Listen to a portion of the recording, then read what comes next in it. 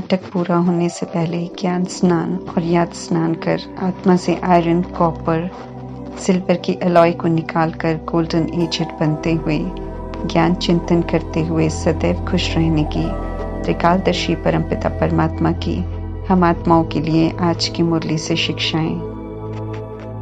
आत्मा का और शरीर का अंतर स्पष्ट कर निराकार परमात्मा हम आत्माओं को शरीर रूपी वस्त्र की अधीनता से मुक्त कर फिर से स्वतंत्र, न्यारा और प्यारा बना रहे हैं। सहज कर परमात्मा समझाते हैं कि जैसे स्थूल वस्त्र को धारण करना या न करना हमारे हाथ में होता है, ऐसे ही शरीर रूपी वस्त्र को धारण कर स्थूल कार्य करवाकर फिर इस शरीर रूपी वस्त्र से न्यारे होकर अंतर्मुखी हो जाएं, ये हम आत्माओं की क्षमता में होना चाहिए।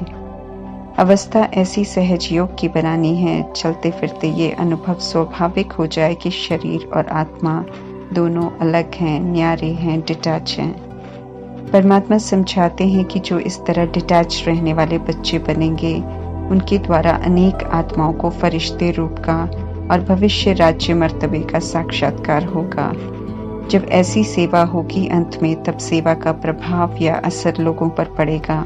परमात्मा का वरदान है कि साक्षात्कार कराने वाले निरंतर सहज योगी बनो, और इस वरदान को प्राप्त करने के लिए परमात्मा कहते हैं कि शरीर और आत्मा के न्यारेपन का अभ्यास करो। संगम युग श्रेष्ठ परिवर्तन करने का युग है। आत्मा का पाठ पक्का कर आत्म अभिमानी बनने का युग है। पुरुषोत्तम बनने का युग है। हीरे तुल्य बनने का युग है। सोच बोल कर्म की सभ्यता सीखने का युग है। वरदानों को प्रैक्टिकल में यूज कर प्राप्त करने का युग है। स्वमान को स्वयं में धारण करने का युग है। जड़ से द्वापर युग से कलयुग तक एक्वायर किए हुए देह अभिमान के स्वभाव, संस्कार, बुराइयों को, विकारों को, पापों को भस्म करने का युग है। याद की यात्रा पर रहते हुए फिर से सर्व गुणों को धारण कर संपूर्ण पवित्र बनने का युग है। सत्कर्म कर दुआओं का खाता जमा करने का युग है। मनसा वाचा कर्मणा सेवा करने का युग है। परमात्मा द्वारा मिले हुए सारे होमवर्क को पूरा करने का युग है। कायदे से परमात्मा ने हमें एक्स्ट्रा समय ही नहीं दिया है कुछ भी व्यर्थ सोचने, बोलने, कर्म करने के लिए, क्योंकि ये 21 जन्मों की कमाई का समय है। फिर भी व्यर्थ हम गवाते हैं। इसलिए पुनः परमात्मा हम आत्माओं को समझा रहे हैं कि संगम युग का 1 सेकंड 1 वर्ष के बराबर है। इसलिए हमें ये स्मृति में रखना है कि हम अगर 1 सेकंड भी गवा रहे हैं तो हम 1 वर्ष गवा भी रहे हैं, 1 वर्ष के भाग्य से भी वंचित हो रहे हैं और स्वयं को पश्चाताप की सजाओं का पात्र भी बना रहे हैं। अव्यक्त बाप दादा के महावाक्य हैं कि हम शिक्षाओं पर चलने के लिए, खुद को परिवर्तन करने के लिए उनसे जितनी मेहनत ले रहे हैं, उनसे जितनी बार अपने लिए कहलवा रहे हैं, उसका हिसाब तो हमको देना ही पड़ेगा। परमात्मा ने ये भी स्पष्ट किया है कि मुरली की हर शिक्षा हर आत्मा के लिए है, जिसे सुनते जाना है और अमल में लाते जाना है।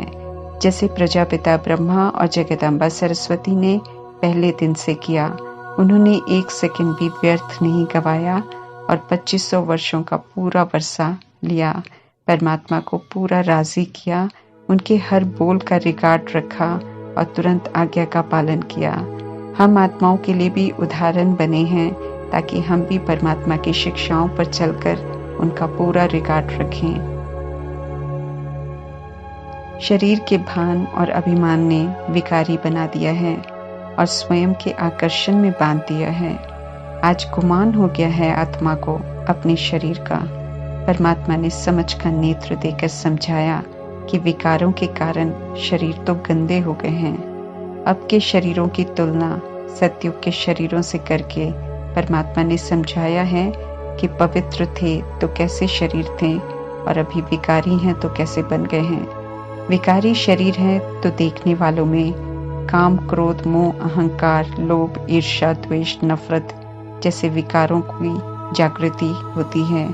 सतयुग के निर्विकारी शरीर हैं तो उन्हें देखते दृष्टि वृत्ति में पवित्रता और अच्छाइयाँ जागृत होती हैं।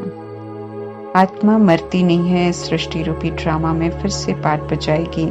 इसलिए पुराने गंदे शरीर को और पुरानी दुनिया को बुद्धि से भूलना है, अर्थात इसमें रहते हुए इसके आकर्षण से स्वयं को मुक्त करना है। परमात्मा फिर से याद दिला रहे हैं कि 100 वर्ष के संगम युग की बहुत गई, अर्थात 85 वर्ष बीत गए, अब थोड़ी रही, फिर घर जाना ही है। इसलिए खुद का बुद्धि योग घर की तरफ और नई दुनिया की तरफ लगाना है। जो आत्माएं परमात्मा से विपरीत बुद्धि हैं, उनके लिए ये विकराल विनाश, भयंकर मौत का डर का दृश्य होगा। लेकिन हम आत्माओं को समझ है कि हम फरिश्ता बन अपने बिलवेड परमात्मा के साथ घर जाएंगे। हमें मालूम है कि विनाशी पतित चीजें खलास होनी हैं, पहले भी हुई थी तो नथिंग न्यू है। हम तो इस पुरानी शरीर रूपी खाल को छोड़कर नहीं लेंगे।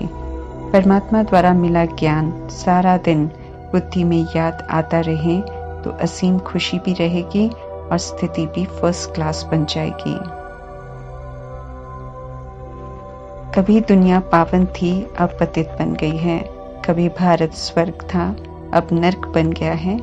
कभी मनुष्य श्रेष्ठाचारी थे, अब भ्रष्टाचारी बन गए हैं।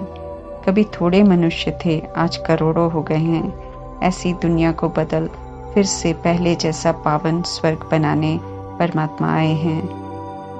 वहाँ कैसे जीवन चलता है वैसा यहाँ बनाना सिखाते हैं। कलयुग की आदतों को छोड़कर सतयुगी तरीके से उठना बैठना, चलना बोलना, खाना पीना, व्यवहार करना सिखा रहे हैं, क्योंकि यहाँ से ही सारे संस्कार बनाकर लेकर जाने हैं।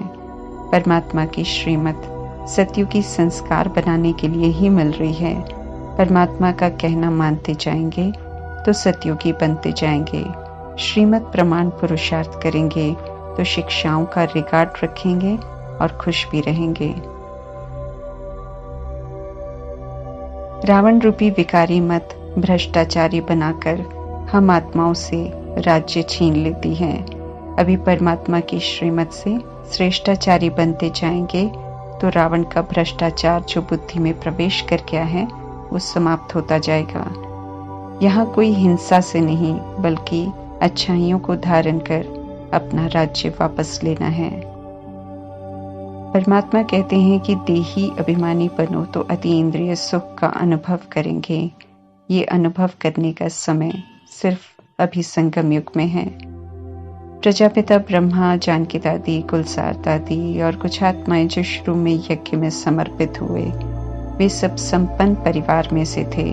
खाने के पहनने के शौक उनके ऊंचे थे, किसी चीज का अभाव नहीं देखा था। उनमें कोई देह भान न रह जाए, इसलिए उन्हें कहा गया था कि 108 जतियों वाले कपड़े पहनो, अर्थात कपड़े फट गए हैं तो उसे सिलाई कर रफू कर पहनो। इसी तरह शाही खाने के शौक को खत्म करने के लिए एक ही तरह का साधारण खाना तीनों समय 15 दिन तक खिलाते थे।